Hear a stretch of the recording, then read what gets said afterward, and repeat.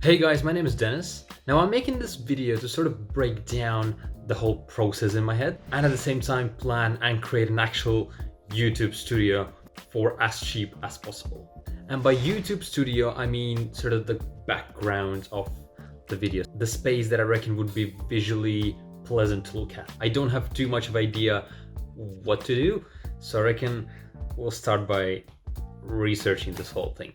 Let's go ahead and have a look online, shall we? Now, there are a couple of YouTubers that I'm sort of looking up to, and I find their videos very nice to see. Well, the first one that comes to mind is Marquez. Let's see his background and sort of analyze a bit. Okay, let's have a look. He's sitting sort of in front of the whole area, so the background is quite distant. He does have a computer on his back. He does have speakers and some lights over there, but the main sort of theme behind him is black and red, which is his signature colors, obviously, and the monitors add a bit of a yellowish there as well, so it's not just boring black and red. All right, let's have a look at somebody who I've been watching recently. Graham Steffens.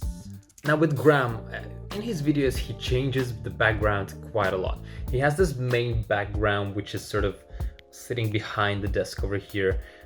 He has a couple of things in the background like posters and lights and dinosaur skull or whatever, but then sometimes he would change the background to be those drums, and often he goes to kitchen as well. Let me see if I can find them.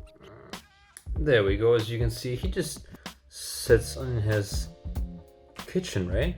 His background is mainly dark, although in the kitchen, as you can see, it is quite bright, but he does have those accents of lights or something. All right, okay. There's another guy, Ali Abdal. There we go. There he is.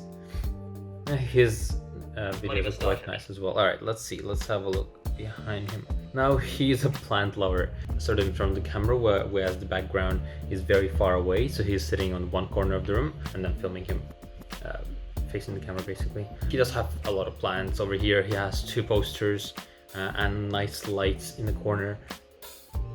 This is, I reckon, more or less what I would be aiming for here. Now the problem with my place is that I am living in a room and I'm sharing the room with my roommate. So the space is quite limited. Outside my room there's a common area which would fit perfectly, but unfortunately I don't think I would get comfortable there filming stuff.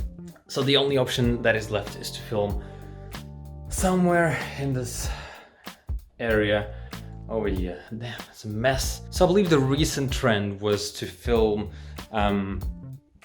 sort of away from the wall, like this.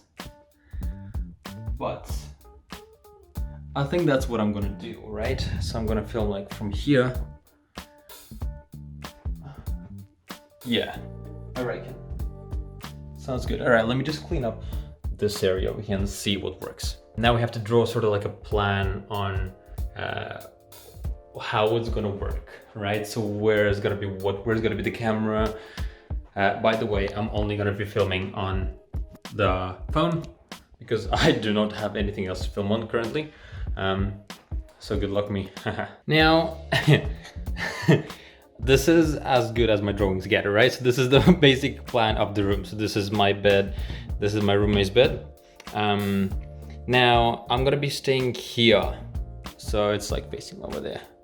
I'm gonna be standing here. The camera is gonna film from sort of the bed area over here, I reckon. Now the light is very important. I'm gonna explain the light later. It's gonna stand from here and then gonna illuminate me from one side, I think. With this arranging background part, I reckon I'm gonna put a little shelf over here, maybe a plant, but this is under a question mark. And I want a poster. I think they would go over here. I reckon that's about it. Yeah, let's try build this place.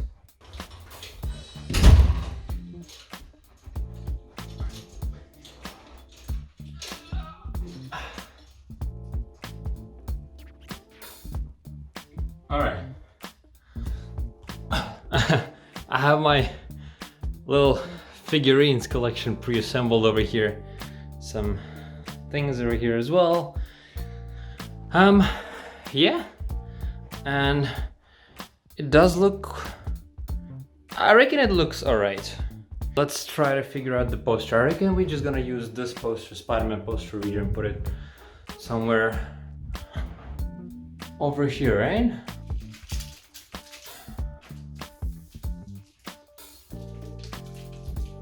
I mean, it looks like it's gonna fall every minute. Now what I wanna do, I wanna just fill in those shelves over here, because they look a bit empty, you know? So maybe put a couple of books, maybe a couple of plants over here. Now, I did organize it a bit better. So we have the top shelf with all my toys. We have, I don't know, some weird looking wooden thing, and then some documents over here just look more fancy. My drone, a little plant that would add a bit of a, you know, just nice touch over there. And also, I don't know, just a box that I found. But we do have a little problem. It is getting quite dark outside. That would mean that the video quality would deteriorate pretty fast, just because I'm filming on the phone camera. We need to figure out the lights, right? But we can't really buy a proper softbox or whatever. We would have to think of another creative idea. And I happen to have one. There.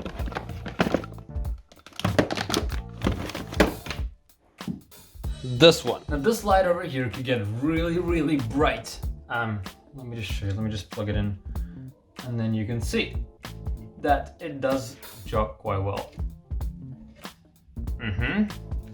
So if I were to flash it on my face, it illuminates quite. I can technically use this light and be pretty well lit, but it is very directional light, and I want it to be more sort of all over the place, you know?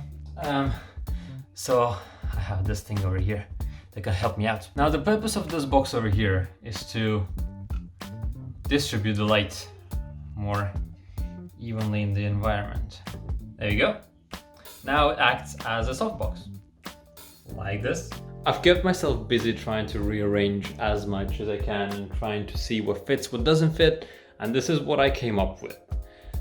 It doesn't look permanent, but I don't think at this price range it should be really permanent. There's a chair that has a box that has a mouse that has our softbox. I don't think it's overheating, so that should be safe for now. There's only one thing left to figure out.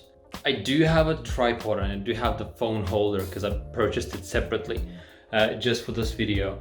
But what I do need is a proper tripod because I'm running out of chairs. I mean, I can't just put double chair here and double chair here just to hold the camera. See, my tripod looks something like this right now. It's alright to stand somewhere and just leave it for a bit, but it does not alright to like film proper videos. But I do think I might have a tripod somewhere in my garage, so I'm gonna go and have a look at it now.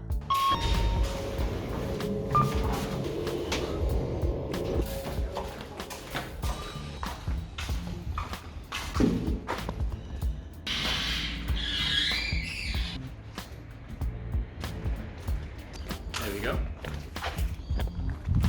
And now we have this one all done. That only might mean that I guess we're done with the whole thing. Let's see how it works. All right. I mean, I reckon something like that will work, right? I'm actually quite surprised that it really worked. The title is I built a YouTube studio for $10, which is really, really cheap. And it's true. The only thing that I purchased myself is this little tripod for $10 exactly, which is nothing. Everything else, like the tripod and the light over here, I had them, but you can also get them for really, really cheap. The lights like this, you can get for around $30 maybe. The tripod like this, you can get from Amazon for about 20 bucks. Or if you don't want to spend money, you can always just grab your phone and put it into between books or something like this to hold it in place and on some higher up space. So you basically don't need to invest anything in order to start something like this. Especially right now, you're quite restricted on what you can do and where you can go. I think the last thing that I want to say is this video was to announce that I am starting to upload regularly. The schedule is day filming, day upload, day rest. Day filming, day upload, day rest, and so on and so on. So you should be averaging 2 to 3 videos every week. And the content that I'm going to be making is, I want to pretty much build myself starting from very low where I am currently to as high as I can. And I do want to take you guys through this journey. And even if you'll be able to take a little bit from this video, my purpose with this would be fulfilled. I guess it's time to finish this, whatever's happening here right now. And I can't wait to see you in 3 days, I guess. Alright, see you guys. Now, probably the last but not least, I want to add something. The person who started it all, Mr. Casey Neistat himself.